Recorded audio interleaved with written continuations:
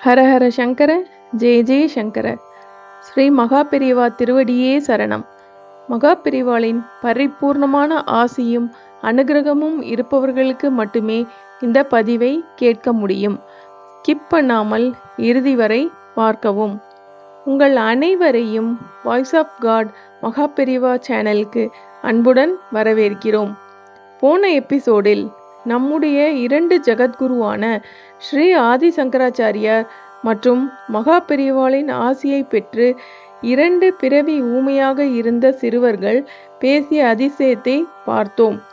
இந்த எபிசோடில் மகாபெரிவா செய்த அதிசயத்தின் மூலம் ஒரு முழு கிராமமே எப்படி கஷ்டத்திலிருந்து மீண்டு வந்தது என்பதை பார்க்க போகிறோம். மகாபெரிவா கருணை கடல் போன்றது. அதற்கு இந்த கதையே ஒரு சாட்சி. ஒரு சமயம் மகாபெரிவா ஒரு கிராமத்தில் முகாமிட்டிருந்தார்.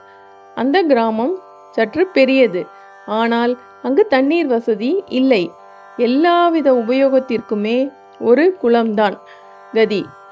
அதில் தண்ணீர் அசுத்தமாக இருந்தது.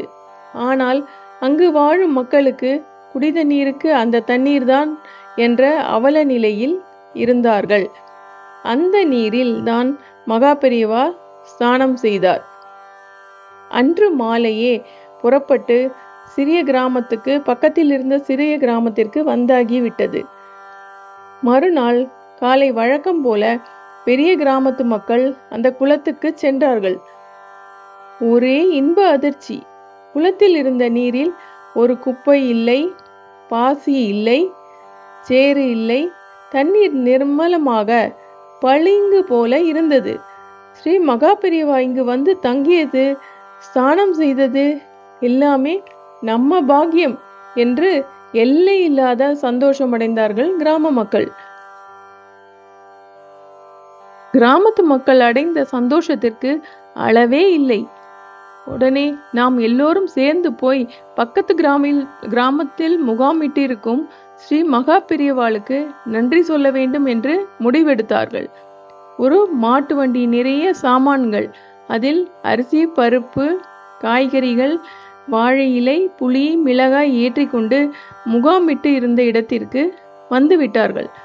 100 பேர் சாப்பிடுவதற்குரிய அளவு பண்டங்கள் சாமான்களை ஸ்ரீ மடத்தில் இறக்கிவிட்டு ஸ்ரீ மகாபெரிவாளிடம் ஆசி பெற்றுக்கொண்டு போய்விட்டார்கள். அவர்கள் அங்கிருந்து புறப்பட்டு சென்றதும் அந்த சாமான்களை எல்லாம் இன்னிக்கே சமைச்சிடு என்று ஸ்ரீ மகாபெரிவா உத்தரவிட்டார். சாப்பிடுவதற்கு இருந்ததோ 7-8 பேர்தான். எல்லாவற்றையும் சமைத்தால் 100 பேருக்கு எங்கே போவது என்று ஒருவருக்கொருவர் மடத்தில் பேசிக்கொண்டனர். ஆனால் பெரியவா உத்தரவு, அதனால் நாம் அதன்படி செய்தே ஆக வேண்டும். சமையலும் ஆயிற்று. மடத்தில் இருந்த 7-8 பேர்கள் சாப்பாடு 1 மணிக்கு பிற்பகல் 1 மணிக்கே முடிந்து விட்டது. சமையல் செய்த பண்டங்களை அப்படியே மூடி வைத்து விட்டார்கள். வீணாக போகிறது என்று என்ன செய்வது என்று ஒவ்வொரு சிப்பந்திகள் நொந்து கொண்டார்கள். மாலை 4 மணி ஆயிற்று.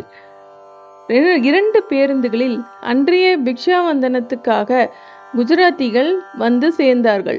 முதலில் காஞ்சிபுரம் சென்று ஒவ்வொரு இடமாக விசாரித்து கொண்டு இங்கே வந்து சேர்ந்துள்ளார்கள்.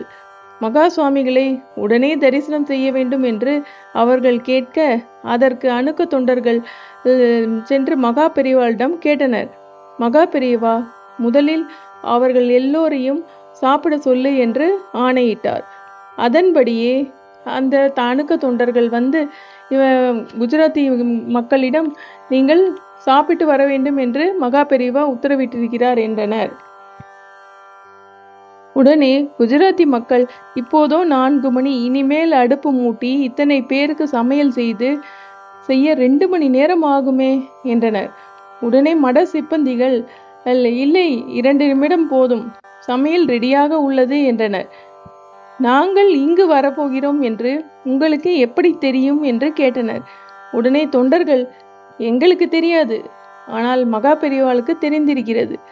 அதனால்தான் எங்களை சமையல் ரெடி பண்ண ஆணையிட்டிருக்கிறார் என்றனர். குஜராத்தி மக்களின் கண்களில் பரவச கண்ணீர். மகா பெரியவா, கருணையே கருணை, நாம் பசியுடன் இங்கு வருவோம் என்று முன்கூட்டியே தெரிந்திருக்கிறது என்று நினைத்து கொண்டனர். கை கால் கழுவிக்கொண்டு சாப்பிட உட்கார்ந்தார்கள். கடைசியில் ஒரு பருக்கை சாதம் கூட மிஞ்சவில்லை. ஒரு கரண்டி சாம்பார் கூட பாக்கி இல்லை. 100 பேருக்கான உணவு வகைகளை 60 பேர்களே சாப்பிட்டு தீர்த்து விட்டார்கள். என்ன ருசி, என்ன ருசி என்று அத்தனை பேரும் பரம ஆனந்தத்தில் மனது பரவசமாகி வயிறும் நிரம்பி மகிழ்ச்சியாக இருந்தார்கள். மகா பெரியவா, கருணையே கருணை. ஸ்ரீ மகா பெரியவாளை யார் யார் முழு நம்பிக்கையுடன் அவரை வணங்கி வழிபடுகிறார்களோ அவர்களது வாழ்க்கையில் நிறைய அதிசயங்கள் நடக்கும், வாழ்க்கை தரமும் முன்னேறும் என்பதில் சிறிது கூட சந்தேகம் இல்லை. ஹரஹர சங்கர, ஜெய ஜெய சங்கர. ஹரஹர சங்கர, ஜெய ஜெய சங்கர.